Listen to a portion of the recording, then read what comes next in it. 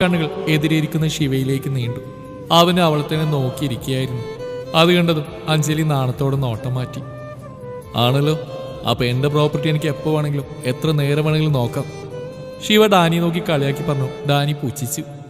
ഞാനും കൊണ്ടുപോയിട്ടാ ഒന്നിനെ, എന്നിട്ട് നിന്റെ മുമ്പിൽ വെച്ച് ഞാൻ അവിടെ കണ്ണും കണ്ടും നോക്കിയിരിക്കും.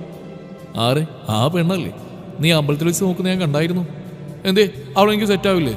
പിന്നെ നീ ധൈര്യമായിട്ട് നോക്കടാ. ഇത് മതി മച്ച, നിന്റെ ഫസ്റ്റ് നൈറ്റിനുള്ള പാലും പഴവും എന്റെ വക.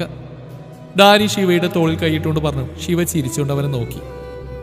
അവന്റെ സ്നേഹം കൊണ്ട് മാത്രമാണ് തനിക്ക് എല്ലാം ഉണ്ടായതെന്ന ചിന്തയിൽ ശിവയ്ക്ക് ഡാനിയുടെ ഒരു കൂടപ്പിറപ്പ് തന്നെയായിരുന്നു.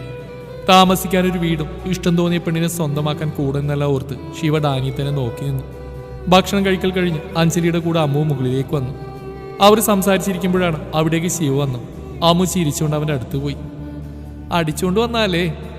അഞ്ജലി അമ്മുവിനോടെല്ലാം പറഞ്ഞു കരുതി ശിവ അവളെ രൂക്ഷമായി നോക്കി. അഞ്ജലി ഇല്ലെന്ന് തലയാട്ടി. ചേച്ചി നല്ല സുന്ദരിയാട്ടോ, ശിവേട്ടന് നല്ല മാച്ചാ. അമ്മു അതും പറഞ്ഞുകൊണ്ട് അവിടുന്ന് പോയി. ശിവ മുറിയിൽ കയറി വാതിലടച്ച് കുറ്റിയിട്ടതും അഞ്ജലി ശരിക്കും പേടിച്ചു. അവൾ പതർച്ച മറച്ചു വെച്ച് പുരികം പൊക്കി അവനെ നോക്കി. എന്തിനാ വാതിലടച്ചേ? ഇവിടെ നടക്കുന്ന ആരെങ്കിലും കാണില്ലേ? അതിന് ഇവിടെ എന്താ നടക്കാൻ പോന്നേ? ശിവ ഷർട്ടിന്റെ ബട്ടണിൽ തൊട്ടതും അഞ്ജലി വേഗം അവന്റെ അരികിൽ വന്നു അവന്റെ കൈ പിടിച്ചു വെച്ച്. ആ നിമിഷം ശിവ കുനിഞ്ഞുകൊണ്ട് അവളുടെ കവിളിൽ മുത്തി. അവളുടെ മുഖത്തോട് അവന്റെ ചുണ്ടുകൾ പരതി നടന്നു. താടി രോമങ്ങൾ കുത്തി അവൾക്ക് ഇക്കിളി തോന്നി. റൗഡി വേണ്ട കേട്ടോ, ആരെങ്കിലും കണ്ടാൽ മോശം. അതിന് ഇങ്ങോട്ടാരും വരില്ലല്ലോ. എന്നാലും ഒരെന്നാലും ഇല്ല. അവളുടെ മുഖം ചുംബിച്ചുകൊണ്ട് തന്നെ ശിവ പറഞ്ഞു. അവന്റെ കൈകൾ അവളുടെ ടോപ്പിനുള്ളിലൂടെ കടന്നു അഞ്ജലി ഒന്ന് ഉയർന്നു പൊങ്ങി. അവളോടുള്ള പ്രണയം അതിന്റെ ഉന്മാദാവസ്ഥയിൽ എത്തിയിരുന്നു. കവിളിൽ നിന്നും കഴുത്തിലേക്ക് ചുണ്ടുകൾ ഒഴുകുമ്പോൾ അഞ്ജലിയുടെ വിരലുകൾ അവന്റെ ഷർട്ടിൽ മുറുക്കെ പിടിച്ചിരുന്നു. സ്നേഹത്തോടെയുള്ള അവളുടെ എതിർപ്പുകൾ അവഗണിച്ചുകൊണ്ട് അവൻ അവളെ ചുംബിച്ചുകൊണ്ടേയിരുന്നു. ഒടുവിൽ കണ്ണടച്ച് നിൽക്കുന്ന അഞ്ജലിയുടെ മുഖം കയ്യിലെടുത്ത് അവളെ അവൻ ഉറ്റുനോക്കി. അഞ്ജലിയും പ്രണയം നിറഞ്ഞ അവന്റെ മിഴികൾ കണ്ട് കൗതുകത്തോടെ നിന്നു. ഈ ജന്മം സ്വന്തമെന്ന് പറയാൻ ആരുമില്ലാതിരുന്ന എൻ്റെ ജീവിതത്തിലേക്ക് എന്തിനാടി വന്നത്? ഒരു ബന്ധവും വേണ്ട തീരുമാനിച്ച എന്നെ കൊണ്ട് നീ നിന്റെ പ്രണയം നൽകി കൊതിപ്പിച്ചത് എന്തിനാ? ഐ ലവ് യു, അത് മാത്രമാണ് അതിൻ്റെ ഉത്തരം. നീ ആരായിരുന്നാലും നിന്നെ ഞാൻ പ്രണയിക്കും. കാരണം നീ എന്നാൽ എനിക്ക് പ്രാന്താണ്. സ്വന്തം ആഗ്രഹങ്ങളും സ്വപ്നങ്ങളും എല്ലാം ഉപേക്ഷിച്ച് ജീവിതം മറ്റുള്ളവർക്ക് വേണ്ടി ജീവിച്ച എന്നെ നീയാണ് മാറ്റിയത്. നിന്നെ വേണമെന്ന വാശിയ എന്നെ കൊണ്ടെല്ലാം ചെയ്യിപ്പിച്ച്. നിന്റെ ഈ സ്നേഹത്തിന് ഞാൻ യോഗ്യനാണോ? എൻ്റെ സ്നേഹത്തിനും പ്രണയത്തിനും വാശിക്കും ദേഷ്യത്തിനും എല്ലാം ഒരു അവകാശിയേ ഉള്ളൂ, എൻ്റെ റൗഡി. മരണം വരെ എൻ്റെ പ്രണയം എൻ്റെ റൗഡിക്ക് മാത്രമാണ്. അവൻ്റെ കണ്ണിൽ നോക്കി അഞ്ജലി വീറോടെ പറയുമ്പോൾ അവളുടെ പ്രണയം അറിഞ്ഞ നിമിഷമായിരുന്നത് ശിവക്ക്. അവളുടെ മുഖമാകെ അവൻ്റെ മിഴികൾ ഒഴുകി നടന്നു. ചുണ്ടിൽ ഇളം ചിരിയോടെ അഞ്ജലി അവനെയും നോക്കി. നീ എന്നെ ഇട്ടിട്ട് പോവോടി? ആ ചോദ്യത്തിൽ സങ്കടം നിഴലിച്ച അഞ്ജലി അറിഞ്ഞു. അവൾ കാലുകൾ ഉയർത്തി അവൻ്റെ നെറ്റിയിൽ ചുണ്ടുകൾ ചേർത്തു. അവൻ്റെ കണ്ണിലും മൂക്കിലും കവിളിലും ഒടുവിൽ ചുണ്ടിലും ചുണ്ടുകൾ അമർത്തി. നിന്നിൽ നിന്നൊരു മോചനം എനിക്ക് വേണ്ട. ഇനി ഉണ്ടെങ്കിൽ അന്ന് ഈ ലോകത്ത് അഞ്ജലി ജീവനോടെ ഉണ്ടാവില്ല. എൻ്റെ പ്രാണൻ എന്നിൽ നിന്നും പിരിഞ്ഞ പിന്നെ എങ്ങനെയാ ഞാൻ ജീവിക്കുക? അഞ്ജലി പറഞ്ഞിരുന്നു. ശിവയുടെ ആദരങ്ങൾ അവളുടെ ചുണ്ടുകൾ പൊതിഞ്ഞിരുന്നു. അവൻ്റെ ചുണ്ടുകളെ നുകർന്നുകൊണ്ട് അവൾ അവൻ്റെ തോളിൽ കൈയിട്ടു. അവളുടെ ഇടുപ്പിൽ ചുറ്റിപ്പിടിച്ച് ശിവയും നിന്നു. ഒടുവിൽ കിതപ്പോടെയും തളർച്ചയോടെയും അഞ്ജലി ചുണ്ടുകൾ പിൻവലിച്ചു. ഇപ്പൊ തന്നെ ക്ഷീണിച്ചല്ലോ. റൗഡിയുടെ കൂടെ കട്ടക്ക് നിൽക്കേണ്ടവളല്ലേ? കട്ടക്ക് ഉണ്ടാവും മോനെ റൗഡിക്കുട്ട. ഇപ്പൊ ചെല്ലി. അതെന്താടി, ഇപ്പൊ ഒരു ട്രയൽ നോക്കാം. അയ്യടാ, ഞാനന്ന് ഇഷ്ടമാണെന്ന് പറഞ്ഞപ്പോ എന്തായാലും ചാടാ. റൊമാൻറ്റിക് റൗഡിയാണെന്നൊരു സൂചന കിട്ടിയില്ലല്ലോ. അഞ്ജലി നെഞ്ചത്ത് കൈവച്ചുകൊണ്ട് പറയുന്ന കേട്ട് ശിവ മീശ വിരിച്ചുകൊണ്ട് ചിരിച്ചു. അവൻ വീണ്ടും അവളിലേക്ക് അടുക്കാൻ നിന്നു. ഡാനി അങ്ങോട്ട് വന്നു. ഡാനി വിളിക്കുന്ന കേട്ട് ശിവ അഞ്ജലിയെ മൊത്തത്തിലൊന്ന് നോക്കി. നിന്നെ ഞാൻ എടുത്തോളാം. എടുക്കാൻ ഇങ്ങ് വാ. ഇപ്പൊ നീ രക്ഷപ്പെട്ടു, പക്ഷേ രാത്രി എൻ്റെ കൈ തന്നെ വരും നീ.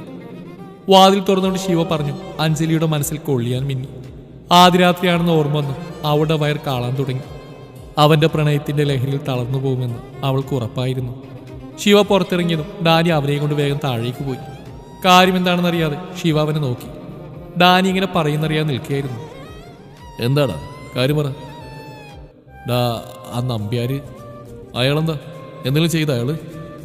അല്ലടാ, അയാൾക്ക് അറ്റാക്കായിരുന്നു. ഗൗതം വിളിച്ച് പറഞ്ഞാ. ഡാനി പറഞ്ഞിട്ട് ശിവ ഞെട്ടി. അവൻ നെറ്റിയിൽ ഒഴിഞ്ഞോണ്ട് ആലോചനയോടെ നിന്നു. അഞ്ജലിയോട് പറയണ്ടേ? നീ പോയി പറഞ്ഞേക്ക്. അവൾ പോകണമെന്ന് പറഞ്ഞാലോ? പോയിക്കോട്ടെ, അവിടെ തന്തയല്ലേ. അല്ലടാ, ഇങ്ങനൊരു അവസ്ഥയിൽ അവൾക്ക് പോകണമെങ്കിൽ കൊണ്ടുപോയിക്കോ. ഇനി അവൾക്ക് അവിടെ തന്നെ നിൽക്കുന്നതാണ് നിർത്തിയേക്ക്. ശിവ ദേഷ്യത്തിൽ പറഞ്ഞുകൊണ്ട് ബൈക്കിൽ കയറിപ്പോയി. ഡാനി എന്ത് ചെയ്യുന്നറിയാതെ ആ കുഴഞ്ഞു. ഒടുവിൽ അഞ്ജലിയോട് പറയാൻ തന്നെ തീരുമാനിച്ചു. അവൻ മുകളിൽ കയറി ചെന്നു. അവളോട് എല്ലാം പറഞ്ഞു. അഞ്ജലി ഞെട്ടലോടെ, അതിനേക്കാൾ കൂടുതൽ സങ്കടത്തോടെ തളർന്നിരുന്നു. കണ്ണിൽ നിന്ന് ഒഴുകിയിറങ്ങുന്ന കണ്ണീരിനെ തുടച്ചു കളഞ്ഞു അവൾ ഡാനിയുടെ അടുത്ത് വന്നു. ഡാനിച്ച, റൗഡിയോടെ? അവൻ പുറത്തുപോയി. അവനറിഞ്ഞോ? എനിക്ക് പപ്പയൊന്ന് കാണണ ഡാനിച്ച. അവൻ അറിഞ്ഞിട്ടില്ല. നീ വാ, നമുക്ക് പോവാം. ആ നിമിഷം അവൾക്ക് അത്രയും വർഷം സ്നേഹം മാത്രം നൽകിയ നമ്പ്യാരുടെ മുഖം മാത്രമായിരുന്നു മനസ്സിൽ തെളിഞ്ഞ്. താൻ കാരണം സ്വന്തം പപ്പയ്ക്ക് എന്തെങ്കിലും സംഭവിച്ചാൽ അവൾക്കത് താങ്ങാൻ കഴിയില്ലായിരുന്നു. അവൾ ഡാനിയുടെ കൂടെ ഹോസ്പിറ്റലിലേക്ക് തിരിക്കുമ്പോൾ അവിടെയെല്ലാം ശിവയെ തിരഞ്ഞു. അവൾ ഹോസ്പിറ്റലിൽ എത്തുമ്പോൾ മുന്നിൽ തന്നെ ഗൗതമുണ്ടായിരുന്നു. അവൾ ജീപ്പിൽ നിന്നിറങ്ങി നേരെ അവൻ്റെ അടുത്തേക്ക് ഓടി. ഗൗതം, പപ്പ, എൻ്റെ പപ്പയ്ക്ക് എന്താടാ? നീ കരയല്ലേ? ഇപ്പൊ കുഴപ്പമൊന്നുമില്ല. എന്താടോ ഉണ്ടായി? ഞാൻ കാരണമാണോടാ? ഏയ്, നീ അങ്ങനെ വിചാരിക്കണ്ട. നീ കരയാതെ വാ. അവൻ അവളെയും കൊണ്ട് അകത്തേക്ക് നടന്നു. അവരുടെ കൂടെ ഡാനിയും പോയി. അഞ്ജലിയെ കണ്ടത് രാധ ഓടി വന്ന് കെട്ടിപ്പിടിച്ചു. അവരുടെ കരച്ചിൽ കണ്ട അഞ്ജലിയുടെ സങ്കടം കൂടി. താൻ കാരണമാണ് എല്ലാം സംഭവിച്ചെന്ന ബോധം അവളിൽ നേറി. അഞ്ജലി ഒഴിഞ്ഞു മാറി നിൽക്കുന്ന അജയുടെ അടുത്ത് പോയി കരച്ചിലൂടെ അവൻ്റെ നെഞ്ചിലേക്ക് ചാഞ്ഞു. ഏട്ടാ, ഞാൻ കാരണം പപ്പ. ഏയ് ഇല്ലടി, നീ കാരണമൊന്നല്ല. അജയ്ക്ക് അവളെ എങ്ങനെ ആശ്വസിപ്പിക്കണമെന്ന് അറിയില്ലായിരുന്നു. അവൻ അവളെ ചേർത്ത് പിടിച്ച്. ഗൗതം മാറി നിൽക്കുന്ന ഡാനിയുടെ അടുത്ത് വന്നു. ശിവയുടെ അവൻ ദേഷ്യത്തിൽ പോയതാ. എങ്ങോട്ടാന്നറിയില്ല.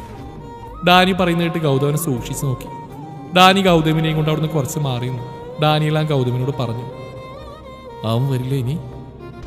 അറിയില്ല, അഞ്ജലിക്കറിയില്ല. അവനിത് അറിയാമെന്ന്. അവളോടിപ്പോൾ പറയണ്ട. എല്ലാം കൂടെ അവൾക്ക് താങ്ങാൻ വയ്യ. ഗൗതം പറയുന്നത് ശരിയാണെന്ന് തോന്നി ഡാനിക്ക്. ഒരു ദിവസം കൊണ്ട് അഞ്ജലി അത്രമാത്രം സങ്കടം അനുഭവിച്ചു. ആ സമയത്തെയും ഡാനി ശിവയെ വിളിച്ചുകൊണ്ടേയിരുന്നു. എന്നാൽ ശിവ ഫോൺ എടുത്തേയില്ല. ആ സമയമാണ് ICUവിൽ നിന്ന് ഡോക്ടർ ഇറങ്ങി വന്നത്. എല്ലാവരും ആകാംക്ഷയോടെ ഡോക്ടറെ നോക്കി. അയാൾ വളരെ ഗൗരവം നിറഞ്ഞ സ്വരത്തിൽ പറഞ്ഞു. ആരാ ശിവ? അവനെ കാണുന്ന രമേശ് പറയുന്നു. ആ വാക്കിൽ കേട്ട് എല്ലാവരും പോലെ ഞെട്ടി. അവരെല്ലാം പരസ്പരം മുഖത്തോട് മുഖം നോക്കി. രമേശിന് കുഴപ്പമൊന്നുമില്ലെന്ന് ഡോക്ടർ പറഞ്ഞപ്പോഴാണ് അവർക്കെല്ലാം ആശ്വാസമായത്. ഡാനി ശിവയെ വിളിച്ചുകൊണ്ടാൻ വേണ്ടി പോയതും ഗൗതം അഞ്ജലിയെ കൊണ്ട് കുറച്ച് മാറിയിരുന്നു. അഞ്ജലി ആകെ തളർന്നുപോയിരുന്നു. താൻ കാരണമാണ് ഇതെന്നുള്ള കുറ്റബോധം അവിടെ ഉള്ളിൽ നേറിക്കൊണ്ടിരുന്നു. അഞ്ജു, നീ ഇങ്ങനെ കരയില്ലേ? ഗൗതം, എല്ലാത്തിനും കാരണം ഞാനല്ലേടാ. ഒന്നും വേണ്ടായിരുന്നു. എല്ലാം ഉള്ളിലൊതുക്കി പപ്പയ്ക്ക് വേണ്ടി ജീവിച്ചാൽ മതിയായിരുന്നു. നീ എന്താ ഇങ്ങനെയൊക്കെ പറയുന്നു?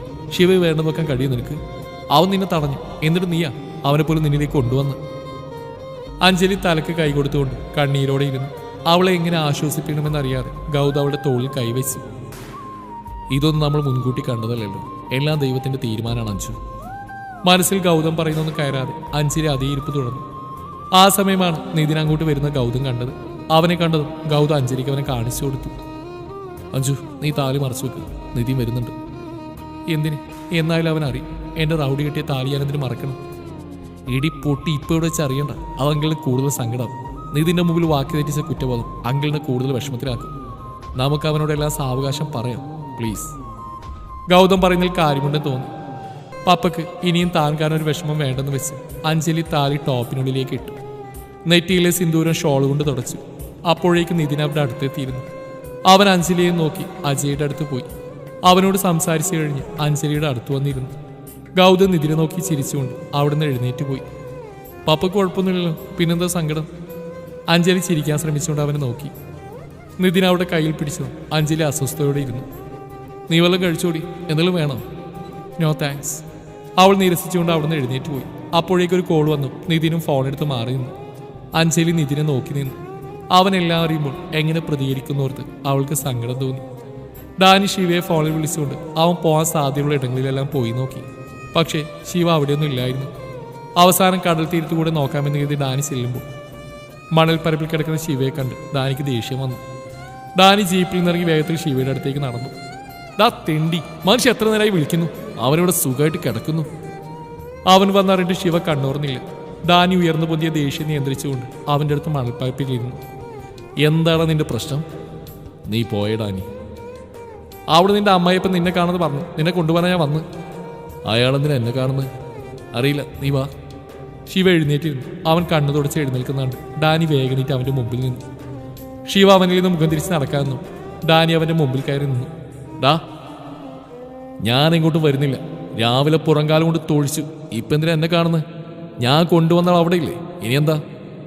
പിന്നെ അവൾ പോവില്ലേ? എന്തൊക്കെ പറഞ്ഞു ഇത്രയും നാൾ നോക്കി വളർത്തിയ അയാളല്ലേ, അവിടെ അച്ഛനല്ലേ? അതിന് ഞാൻ പോവേണ്ടത് പറഞ്ഞോ? ഇല്ലല്ലോ. എന്താന്ന് വെച്ചാൽ ആയിക്കോട്ടെ, ഞാൻ ഇങ്ങോട്ടും ഇല്ലെന്നാ പറഞ്ഞ്. അവൾ നിന്നെ കളഞ്ഞിട്ട് പോയതൊന്നല്ല, നീ വെറുതെ ഓരോന്നാളിച്ചിരിക്കാതെ വന്നേ. അഞ്ജലിയെ നിന്നെ പിരിക്കാനുള്ള പ്ലാനായിരിക്കും നാടകം. അയാൾ ജയിച്ചു എന്ന് നിന്നെ കാണിക്കാനാവും വിളിച്ചു വരുത്തുന്നത്. അങ്ങനെയാണെങ്കിൽ അയാളെ ഞാൻ ശരിക്കും ICU കിടത്തും. അറ്റാക്കല്ല, അയാളുടെ മരണാവും ഇന്ന്. ഡാനിയുടെ നിർബന്ധം കൊണ്ട് ശിവ അവൻ്റെ കൂടെ പോയി. അവൻ ബൈക്കിലും ഡാനി ജീപ്പിലായിരുന്നു പോയത്. രാത്രി ഏറെ വൈകിയിരുന്നു. അവർ ഹോസ്പിറ്റലിലെത്തി. ശിവ ഡാനിയുടെ കൂടെ നടന്നു. ദൂരെ നിന്നും തന്നെ ശിവയുടെ കണ്ണിൽ അഞ്ജലിയെ കണ്ടു. അവളെ കണ്ട സന്തോഷത്തേക്കാൾ അവളുടെ കൈ പിടിച്ചു നിൽക്കുന്ന നിതിരെ കൂടെ കണ്ട ദേഷ്യമായിരുന്നു അവനിൽ. ശിവ വരുന്നതും അഞ്ജലി നിതിന്റെ കൈവിട്ട് കുറച്ച് മാറി നിന്നു. അഞ്ജലിയുടെ പെരുമാറ്റം കണ്ട് നിതിൻ അവൾ നോക്കുന്ന ഭാഗത്തേക്ക് നോക്കി. ശിവ അവളെ തുറിച്ചു നോക്കി നിൽക്കുന്ന കണ്ട് നിതിൻ അഞ്ജലിയെ നോക്കി. ആരാത്? നീ എന്തിനാ പേടിക്കുന്നേ? അത് ഒന്നുമില്ല. അവൻ ആരാ? അഞ്ജലി ഉത്തരം പറയാതെ ശിവയെ പേടിയോടെ നോക്കി. അവളുടെ മറുപടി കാതോർത്തിരിക്കായിരുന്നു ശിവ. ഡാനി ഗൗതമിന്റെ അടുത്ത് പോയതും ശിവ ഫോൺ എടുത്തുകൊണ്ട് അഞ്ജലിയുടെ കുറച്ച് അടുത്ത് വന്ന് നിന്നു. നുരഞ്ഞു പൊതും ദേഷ്യം കടിച്ചമർത്തി ശിവ സ്വയം നിയന്ത്രിച്ച്. ഞാനിപ്പോൾ വരാം, അഞ്ജലി നിതിനോട് പറഞ്ഞുകൊണ്ട് വേഗം വാഷ്റൂമിലേക്ക് നടന്നു. അവൾ പോകുന്നുണ്ടതും ശിവ അവളുടെ പുറകിൽ നടന്നു. അവൾ അകത്ത് കയറും മുന്നേ തന്നെ ശിവ അവളുടെ കയ്യിൽ പിടിച്ചു വലിച്ചുകൊണ്ട് ഒഴിഞ്ഞൊരു ഭാഗത്തേക്ക് നിന്നു. ഞാൻ ആരടി നിന്റെ? റൗഡി, ഞാനങ്ങനെ. എന്താ, കെട്ടിയവനാണെന്ന് പറയാൻ നാണക്കേടാണോ? അതുകൊണ്ടല്ല നിധി, അവനൊന്നും അറിയില്ല. അതുകൊണ്ട് അവനെ കെട്ടിപ്പിടിച്ച് നിൽക്കണോ? കെട്ടിപ്പിടിക്കേ? പിന്നെ ഞാൻ വരുമ്പോൾ രണ്ടാളും കൈകോർത്ത് പിടിച്ച് നിൽക്കണ്ടായിരുന്നല്ലോ. എന്താ എന്നെ കണ്ടപ്പോൾ വിട്ടത്? അവനെ വേണം തോന്നുന്നുണ്ടോ? ശിവ പറയുന്നിട്ട് അഞ്ജലിക്ക് ദേഷ്യം വന്നു. അവൾ അവന്റെ പിടിയിൽ നിന്ന് കൈ മോചിപ്പിച്ചു. എന്താ ഇങ്ങനെയൊക്കെ പറയുന്നേ? ഓടി, നീ അവന്റെ കൂടെ തന്നെ പോയി പുറത്തോ. ഒരു ദിവസം പോലും ആയുസില്ലാത്ത താഴില്ലേ, അതങ്ങ് ഊരി കളഞ്ഞേക്ക്. അഞ്ജലിക്ക് ദേഷ്യം നിയന്ത്രിക്കാൻ കഴിയാതെ വന്നു. അവൾ അവന്റെ ഷർട്ടിൽ കുത്തിപ്പിടിച്ചു. അവനെ ദേഷ്യത്തോടെ നോക്കി. താരി ഊരിയിട്ട് പോണോ വേണ്ടെന്ന് ഞാൻ തീരുമാനിച്ചോളാം. ഞാൻ അവന്റെ കൂടെ തന്നെ കഴിഞ്ഞോളാം. അഞ്ജലിയുടെ വാക്കിൽ കേട്ടത് ശിവയുടെ കൈകൾ അവിടെ കവിളിൽ പതിഞ്ഞു. അഞ്ജലി വേദനയോടെ അവനെ നോക്കി. ശിവ കോപം നിറഞ്ഞ മിഴികളോട് അവളെ നോക്കി. അവളുടെ കൈ പിടിച്ച് അവൾ അവന്റെ നെഞ്ചിലേക്ക് വലിച്ചിട്ടു. അഞ്ജലിയുടെ കണ്ണുകൾ നിറഞ്ഞു. എന്നെ ഇട്ടിട്ട് അവന്റെ കൂടെ പോകാമെന്ന് വല്ല ചിന്തയുണ്ടെങ്കിൽ രണ്ടിനെയും കൊന്നുകളയും ശിവ. നീ ഇപ്പൊ ശിവയുടെ ഭാര്യ. ആരിൽ നിന്ന് അത് മറച്ചു വെക്കേണ്ട കാര്യമില്ല. അവളുടെ ടോപ്പിനുള്ളിൽ നിന്ന് താലിയെടുത്ത് പുറത്തിട്ടുകൊണ്ട് ശിവ പറഞ്ഞു. അഞ്ജലി കണ്ണു തുടച്ച് അവനെ സങ്കടത്തോടെ നോക്കി. അവളെ ഒന്നുകൂടി അടുപ്പിച്ചുകൊണ്ട് ശിവ അവളിലേക്ക് മുഖം അടുപ്പിച്ചു. നിന്റെ തന്തയെ കണ്ടു കഴിഞ്ഞ് എൻ്റെ കൂടെ പോന്നോണം, ഇല്ലെങ്കിലുണ്ടല്ലോ ശിവ ആരാണെന്ന് നീ ശരിക്കും അറിയും. ശിവ അവളുടെ കവളിൽ മുത്തിക്കൊണ്ട് അവളിൽ നിന്ന് അകന്നുപോയി. അവൻ അകന്നു പോകുന്ന കണ്ണുനീർ കൊണ്ട് അഞ്ജലിക്ക് മങ്ങി കണ്ടു. അവൾ ചുമർ ചാരി നിന്നു. ശിവ ചെല്ലുമ്പോൾ ICU മുമ്പിൽ ഡോക്ടർ ഉണ്ടായിരുന്നു. അവനാണ് ശിവയെന്ന് അജയ് പറഞ്ഞു. ഡോക്ടർ ശിവയെ വിളിച്ച് അകത്ത് കയറ്റി. അവനൊട്ടും താല്പര്യമില്ലാതെയാണ് പോയത്. ഡോക്ടർ രമേശിന്റെ അടുത്ത് അവനെ കൊണ്ടുപോയി. രമേശ് ഉണർന്നു കിടക്കുകയായിരുന്നു. ശിവയെ കണ്ടതും രമേശ് ഓക്സിജൻ മാസ്ക് ഊരി മാറ്റി. അധികം സംസാരിക്കണ്ട, ഡോക്ടർ രമേശിനെ നോക്കി പറഞ്ഞുകൊണ്ട് ശിവയുടെ തോൾ തട്ടി പുറത്തുപോയി. ശിവ രമേശിനെ നോക്കാതെ എങ്ങോട്ടും നോക്കി കൈകൾ കെട്ടി നിന്നു. ശിവ, ഞാൻ നിന്നോടൊരു കാര്യം. അഞ്ജലിയെ തിരിച്ചു വേണമെന്ന് പറയാനാണെങ്കിൽ എനിക്ക് കേൾക്കണ്ട. അവളെൻ്റെ ഭാര്യയാണ്. അല്ലെങ്കിൽ പോലും അവളെ ഞാൻ തരില്ല. എൻ്റെ മോൾക്ക് നീ തന്നെ വേണം ഭർത്താവാൻ. രമേശ് പറയുന്ന കേട്ട് ശിവൻ ഞെട്ടി. അയാളുടെ പെട്ടെന്നുള്ള മാറ്റം അവന് ഉൾക്കൊള്ളാൻ കഴിഞ്ഞില്ല. അയാളുടെ അടവായിരിക്കുന്നവരെ അവൻ സംശയിച്ചു. നിനക്ക് ഞാനൊരു കൊട്ടേഷൻ തരുക. ചതി എന്താണെന്ന് അവന് കാണിച്ചു കൊടുക്കണം. ആരെ? നിതിൻ. ഒട്ടും പ്രതീക്ഷിക്കാത്ത ആളുടെ പേര് രമേശ് പറഞ്ഞു. ശിവ സംശയത്തോടെ രമേശിനെ നോക്കി. അയാൾ ശിവയോട് എല്ലാം പറയാൻ തുടങ്ങിയായിരുന്നു.